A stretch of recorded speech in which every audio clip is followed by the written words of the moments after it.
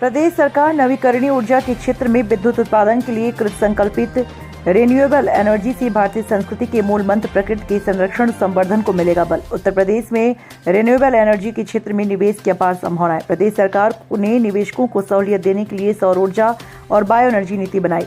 हरित ऊर्जा को बढ़ावा देने से कार्बन उत्सर्जन में कमी के साथ आने वाली पीढ़ी को स्वच्छ वातावरण मिलेगा। सौर ऊर्जा के प्रयोग को बढ़ावा देने से प्रतिवर्ष 1 लाख करोड़ रुपए, प्रतिदिन 46 करोड़ रुपए से अधिक हो रही हानि से मुक्ति मिलेगी।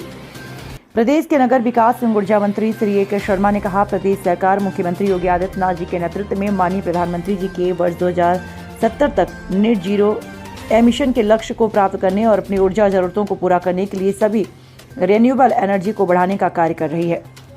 इससे जहां भारतीय संस्कृति के मूल मंत्र प्रकृति के संरक्षण और संवर्धन को बल मिलेगा, वहीं पेरिस सम्मेलन में माननीय प्रधानमंत्री जी का पूरी दुनिया से रिन्यूएबल एनर्जी के क्षेत्र में जाने का आह्वान करने से भारत की प्रतिबद्धता भी जग जाहिर होगी। आइए दिखाते हैं खबर विस्तार से। अधिकतम जाती थी वो इस साल 28,000 मेगावाट को भी पार कर गई। उसे पूरा करने के लिए जहां हम एक तरफ अपने जो सामान्य जो संयंत्र है उन पे ध्यान दे रहे हैं, लेकिन साथ ही रिन्यूएबल एनर्जी को भी बढ़ावा देने की आवश्यकता है। और ख़ास करके उसमें भी जो हमारा डोमेस्टिक सेक्टर है, क्योंकि उत्तर प्रदेश की जो ज़्यादा ऊर्जा की मांग है वो डोमेस्टिक सेक्टर में है, लोगों के घरों में है।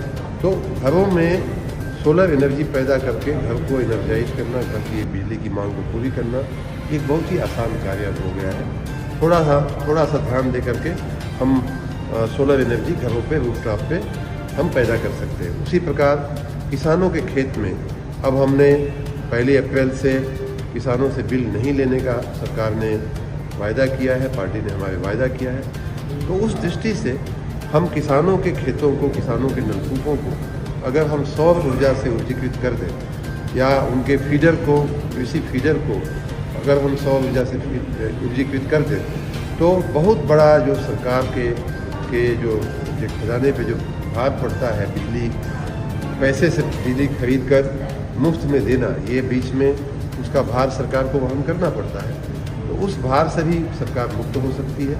और इस दिशा में जैसा कि आपने देखा कि देश के भी, विदेश के भी की भी कंपनियां, उद्योग इस काम में लगने को तैयार है। जापान के लोग भी आज यहाँ इसीलिए हमारी बात सुनने को आए थे कि वो लोग इस काम में इन्वेस्ट करना चाहते हैं। और फीडर को सोलराइज करना हो या खेतों को सोलराइज करना हो या घरों को करना हो या सामान्य रूप से सोलर पार्क में सौर ऊर्जा का उत्पादन करके ग्रिड में उसे देना हो, बेचना हो या उद्योगों में उसका उपयोग करना हो, ये सारी बातों में इंडस्ट्री आगे बढ़ने को तैयार है।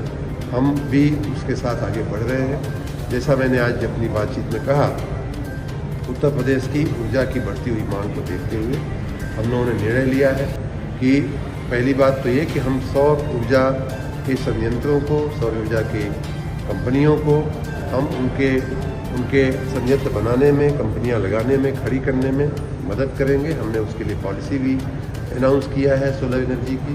उसी प्रकार बायो एनर्जी के लिए भी हमने पॉलिसी अनाउंस किया हुआ है। हम उस पॉलिसी के तहत उनको मदद करेंगे, हैंड होल्डिंग करेंगे, उनको सहायता करेंगे। साथ ही हमने आज ये भी कहा कि आप इस बात की भी चिंता न करें कि आप जो सौर ऊर्जा उत्पादन करोगे उसको कौन खरीदेगा। खरीदने के लिए हम बैठे हुए हैं।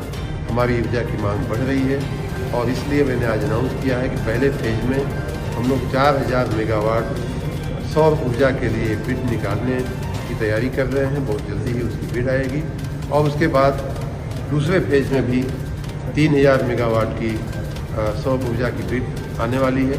तो इस प्रकार सौर ऊर्जा के संयंत्र लगाने से लेकर के खरीदने तक की और ज़रूरत पड़े तो उसके स्टोरेज तक की हमारी व्यवस्था है।